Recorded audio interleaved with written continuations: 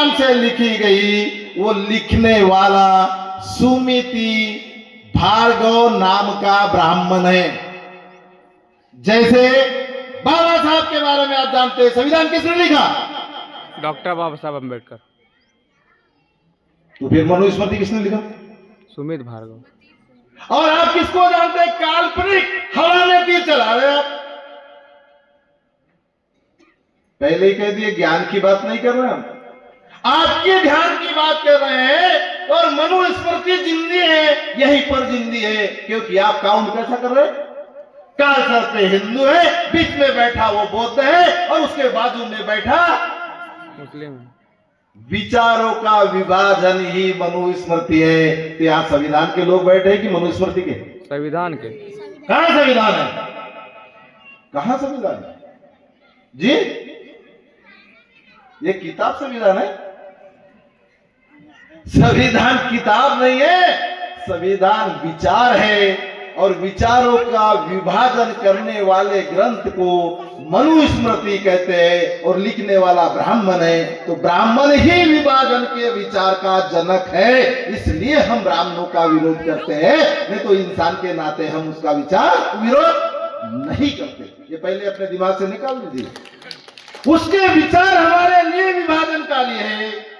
वो हमें इंसान के तौर पर नहीं देखता, वो हमें विभाजन के रूप में देखता है, ऊंच नीच के रूप में देखता है, छोटे बड़े के रूप में देखता है, भेदभाव की नजर से देखता है, स्त्री और पुरुष की नजर से देखता है।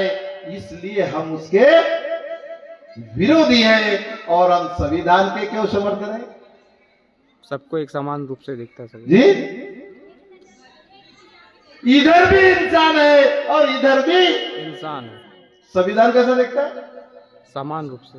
और ब्राह्मण कैसा देखता है? ये पुरुष है और ये, और संविधान कैसा देखता है?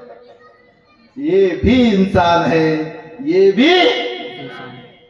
अगर आपने इनको स्त्री देखा और इन्होंने आपको पुरुष देखा, तो ये किसका विचार है? कौन जिंदा है जी? ब्राह्मण। कौन जिंदा है? ब्राह्मण। तो हम बात करने किससे आए? इंसानों से कि मनुस्मृति के शैतानों से? इंसानों से। क्योंकि ऐसा विचार इंसान का भेद करने वाला, भेदभाव करने वाला विचार इंसान का होना संभव नहीं। अपनी ही पत्नी के साथ।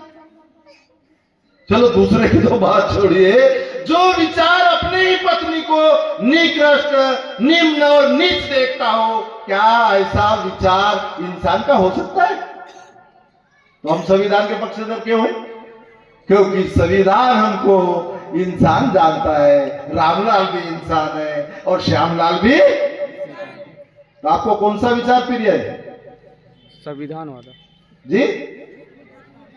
आपको निकृष्ट मानने वाला और इनको उत्कृष्ट मानने वाला ये पसंद है कि सबको बराबर मानने वाला। फैसला आप कीजिए कि आपको मनुस्मृति चाहिए कि भारत का संविधान? जी कुछ बोलोगे नहीं? संविधान। भूख लगी होगी, थोड़ा सा कुछ दे दो भाई। इधर माइक नहीं है ना जी, वहां से आवाज आती है, इधर माइक से नहीं जाती, इधर माइक नहीं है। इधर हमको आवाज आ रही है बराबर, क्योंकि आपके चेहरे से पहचान लेते हैं कि आपके चेहरे पर क्या आ रहा है।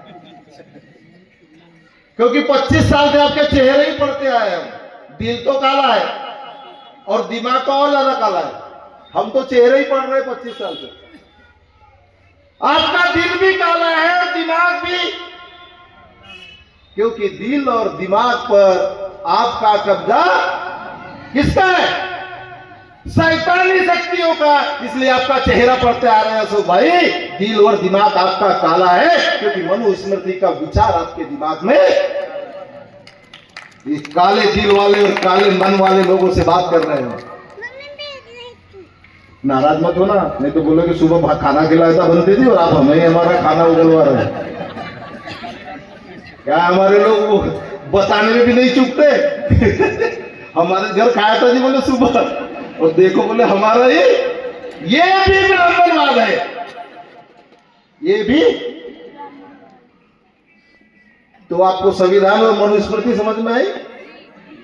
आप तो नहीं कहोगे हमने नहीं देखे, क्या कहोगे? हमने मनुस्मृति भी देखा है और भारत का अब तो नहीं कहोगे ना नहीं देखे? अजी बताओ ना। और आपको एक ऐतिहासिक बधाई दे रहे हैं, ऐतिहासिक बधाई। लोग बहुत सारी बधाइयां देते हैं, हम आपको ऐतिहासिक बधाई दे रहे हैं।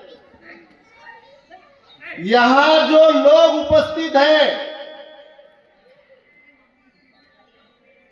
उन लोगों का डॉक्टर अंबेडकर द्वारा किया गया वक्तव्य ध्यान अगर नहीं है तो हम दोहराते हैं।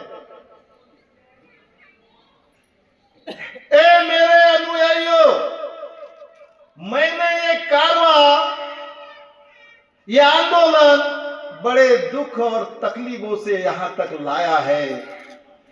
अगर इसे आगे नहीं बढ़ा सकते तो इसे पीछे भी जाने मत देना। ये जो बाबा साहब का कारवां का जो संदेश है आज इस मंच से पूरा हो रहा है, हम दावे